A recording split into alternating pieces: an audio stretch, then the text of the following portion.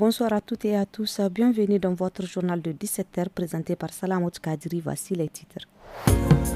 Le retour des pèlerins nigériens s'effectue progressivement après l'accomplissement du Hajj 2025 en Arabie Saoudite. Des précisions dans un instant.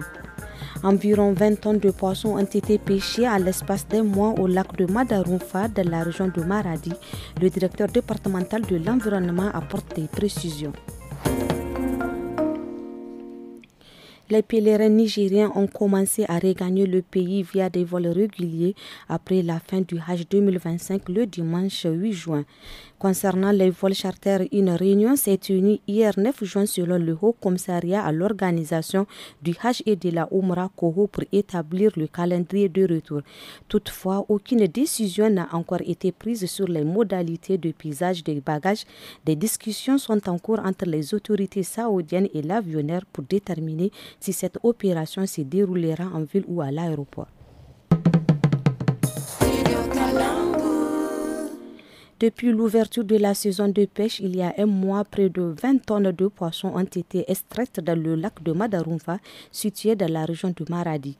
Le directeur départemental de l'environnement de Madarumfa, le colonel Moussa Iliassou, apporte des précisions à ce sujet. Il est joint au téléphone par Mohamed Mamman. On est en train de capter actuellement des poissons d'une grande valeur marchande. Et actuellement, nous sommes à plus de 16 tonnes lorsque nous avons évalué la fois passée depuis l'ouverture. Il y a 2 semaines de cela. Là, actuellement, nous sommes autour de 20 tonnes de poissons. Nous sensibilisons les pêcheurs, les mareyeurs. Il n'y a pas de capture de petits poissons. Parce que sans petits poissons, on ne peut pas prochainement avoir de poissons. Donc ça cadre dans la gestion durable de la ressource. C'est-à-dire faire profiter la population actuelle et la génération future. Tous les acteurs se retrouvent. Le produit est écoulé sur place. Les gens viennent en grand nombre de Maradi surtout. Mais il n'y a pas d'exportation vers le Nigeria. En l'absence de soutien des partenaires ces derniers temps, de nombreux déplacés et réfugiés ont exprimé le souhait d'obtenir un camp à titre de prêt afin de pratiquer les cultures pluviales. Jibril Malankala, secrétaire permanent de la commission foncière départementale COFODEP de DIFA, explique la démarche à suivre au micro de Mani Moussa. Par exemple, quelqu'un peut donner son champ en prêt.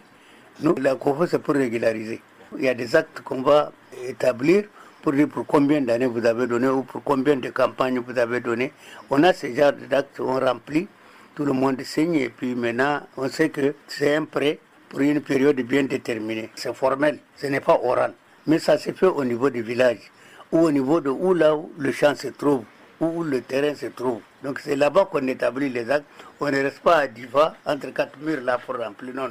Il faut aller au terrain, il faut mesurer. Il faut faire des relevés de coordonnées. À l'approche de la saison agricole, Ilyasu Aboudaï, un forgeron du village de Yama, situé dans le canton d'Ilela, région de Tawa, fabrique en petite quantité des houes et des hilers pour les marchés locaux. Il déplore toutefois la hausse continue du prix des métaux qui complique la production de ces outils. Il explique au micro d'Ousmane Mahmoudou. C'est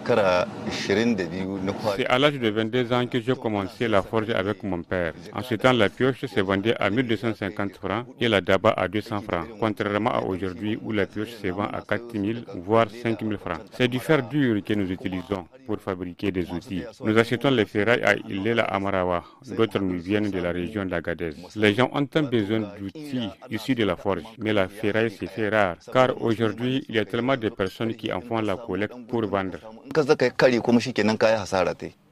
Intitulé La Confédérale, l'hymne de la Confédération des États du Sahel AES a été officiellement présenté hier lundi 9 juin 2025 par le président de la République, le général d'armée Abdourahmane Tchani.